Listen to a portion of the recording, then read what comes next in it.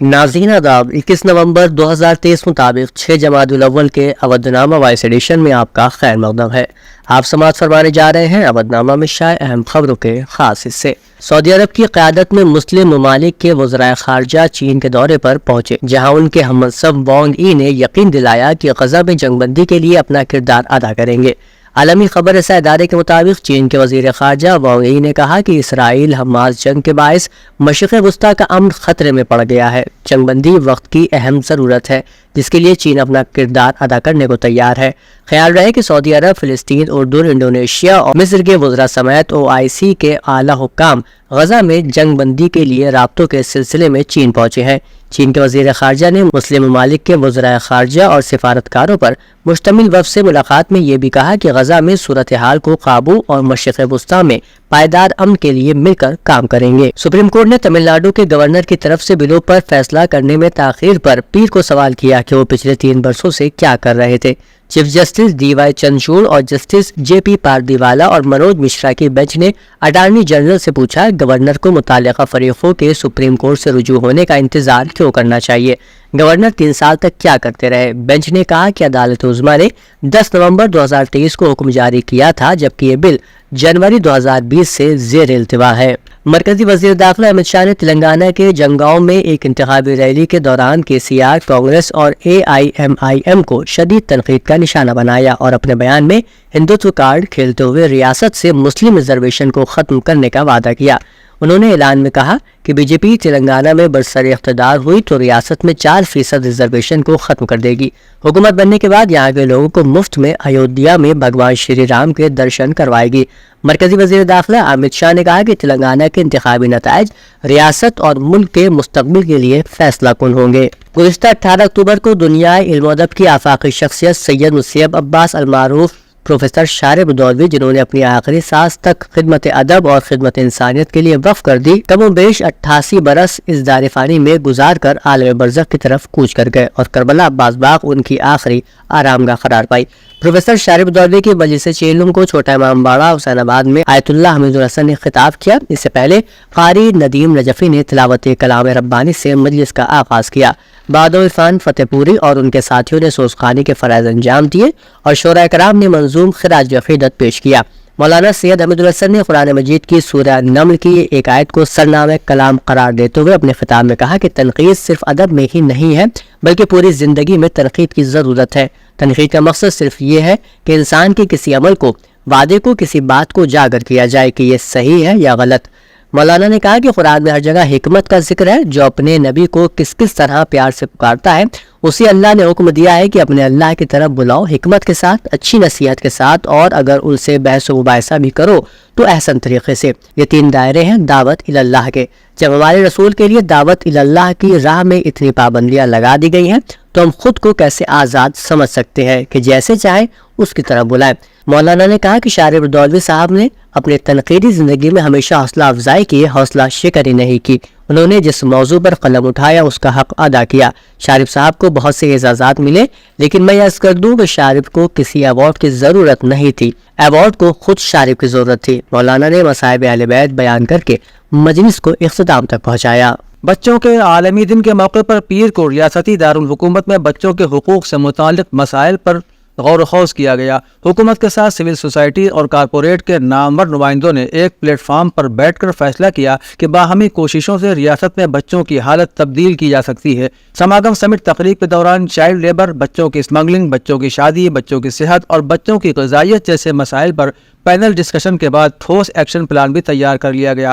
سماگم سمٹ کا افتتاح ریاستی حکومت کے نائب وزیر اعلیٰ برجیش پاٹھک نے کیا۔ اپنے خطاب میں انہوں نے کہا کہ حکومت بچوں کے مفادات کے لیے پوری طرح پرعزم ہے۔ اگر حکومت کو بچوں کے مفاد میں اپنی پالیسیوں میں تبدیلی لانی پڑتی ہے تو ایسا بھی کیا جائے گا۔ اتر پردیش حکومت ایکسپریس ویز کے کنارے انڈسٹریل گلیارے بنانے کی سمت میں تیزی سے کام کر رہی ہے اور وزیر اعلیٰ یوگی آدتیہ ناتھ کی ہدایت پر اتر پردیش ایکسپریس ویز انڈسٹریل ڈیولپمنٹ اتھارٹی نے انڈسٹریل مراکز کے لیے مقامات کی نشاندہی بھی کر لی ہے۔ آفیشل ذرائع نے بتایا کہ اسکیم کے تحت ریاست میں 5 ایکسپریس ویز کے کنارے انڈسٹریل مراکز کا قیام کیا جائے گا۔ ان میں Agra Lucknow express way, Purvanchal express way, بندیل کھنڈ express way, Gorakhpur link express way اور گنگا ایکسپریس وے شامل ہیں۔ اس پر 7,000 کروڑ سے زیادہ کی رقم خرچ ہونے کا اندازہ ہے۔ سماجوادی پارٹی کے صدر اکھلیش یادو نے کہا ہے کہ آوارہ مویشیوں کی وجہ سے لوگ پریشان ہیں، کسانوں کی فصلیں تباہ ہو رہی ہیں، لیکن بی جے پی حکومت پوری طرح سے لاپرواہ بنی ہوئی ہے۔ انہوں نے جاری ایک بیان میں کہا کہ ریاست میں ہر دن آوارہ مویشیوں کی وجہ سے کسی نہ کسی کی موت ہو جاتی ہے۔ بی جے پی حکومت میں آوارہ مویشی، مہنگائی، بے روزگاری، بدعنوانی اور جرائم سب بے تحاشا بڑھ رہے ہیں۔ بی جے پی حکومت کو عوام کی تکلیفوں کی قطعی پرواہ نہیں ہے۔ انہوں نے کہا کہ وزیر اعلیٰ نے تو آوارہ مویشیوں کو سڑکوں اور کسانوں کے کھیتوں سے ہٹانے کے لیے نہ جانے کتنی بار ہدایت دی، لیکن حالات ویسے ہی ہیں اور یہ مسئلہ بڑھتا ہی جا رہا ہے۔ آزاد ہندوستان کے پہلے وزیر تعلیم مولانا ابوالکلام آزاد پر ایک تقریری مسابقہ ممتاز پی جی کالج کے مولانا علی میاں ہال میں منعقد کیا گیا۔ اس موقع پر کالج کے پرنسپل پروفیسر نسیم احمد خان نے مہمان خصوصی ڈاکٹر ثروت تقی اور ڈاکٹر منصور حسن کو خوش آمدید کہا۔ اس موقع پر مولانا آزاد کی زندگی اور مختلف الجہات شخصیات پر گفتگو کرتے ہوئے انہوں نے طلبہ کی حوصلہ افزائی کی۔ کالج کے تینوں فیکلٹیز کے طلبہ نے پروگرام میں مثبت انداز میں حصہ لیا۔ تقریری مقابلے میں طلبہ نے ملک کی آزادی اور تعلیم کے لیے مولانا آزاد کی خدمات پر مبنی تقاریر پیش کی۔ ممتاز تقاریر پیش کرنے والے طلبہ کو کالج کے پرنسپل اور مہمانان خصوصی نے انعامات سے نوازا۔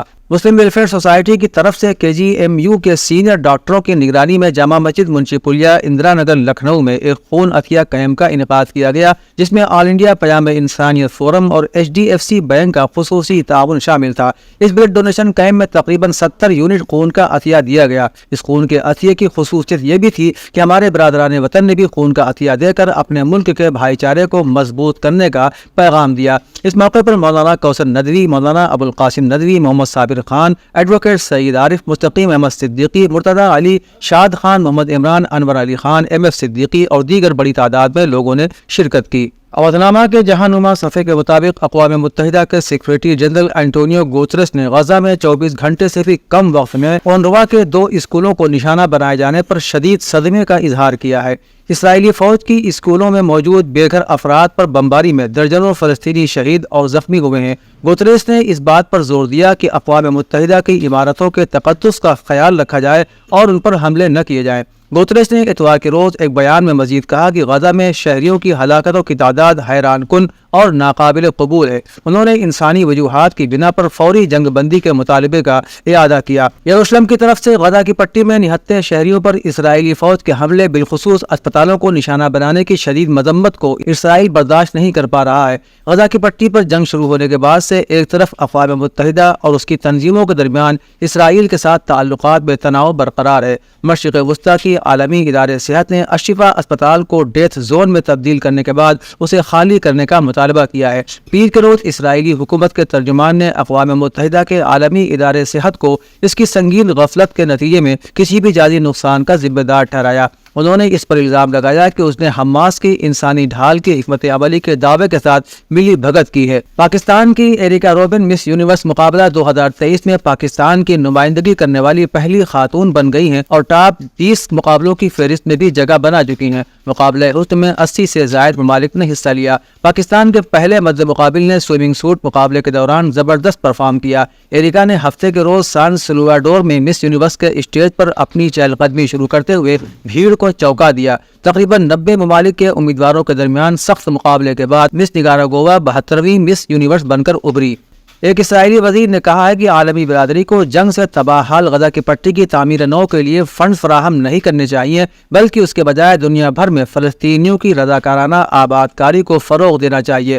فلسطینیوں کو منتشر کرنے کی کوئی بھی تجویز عرب دنیا میں انتہائی متنازعہ ہے، کیونکہ 75 سال پہلے اسرائیل کی تخلیق کی وجہ سے ہونے والی جنگ نے 7,60,000 فلسطینیوں کو اخراج یا جبری نقل مکانی پر مجبور کر دیا تھا۔ اس واقعے کو نکبہ یا آفت کہا جاتا ہے۔ غزہ کی وزارت رہائش نے کہا ہے کہ غزہ میں مقیم حماس کے عسکریت پسندوں اور اسرائیلی افواج کے درمیان ہفتوں سے جاری لڑائی میں 40% سے زیادہ گھروں کو نقصان پہنچا یا وہ تباہ ہو چکے ہیں۔ اسرائیلی انٹیلیجنس نے کہا کہ جنگ کے بعد ایک آپشن یہ ہوگا کہ انسانی ہمدردی کی بنیاد پر پٹی سے باہر غزہ کے فلسطینیوں کی رضاکارانہ طور پر آباد کاری کو فروغ دیا جائے۔ امریکی صدر جو بائیڈن اس وقت 81 برس کے ہو چکے ہیں اور ان کی عمر ملک کے رائے دہندوں کے لیے بڑی تشویش کا باعث بنی ہوئی ہے۔ ان کی سالگرہ اس حقیقت پر روشنی ڈالتی ہے کہ اگر مسٹر بائیڈن اگلے سال دوبارہ منتخب ہوئے تو وہ امریکی تاریخ کے سب سے معمر صدر ہوں گے، کیونکہ ان کی مدت ملازمت ختم ہونے تک وہ 86 برس کے ہو جائیں گے۔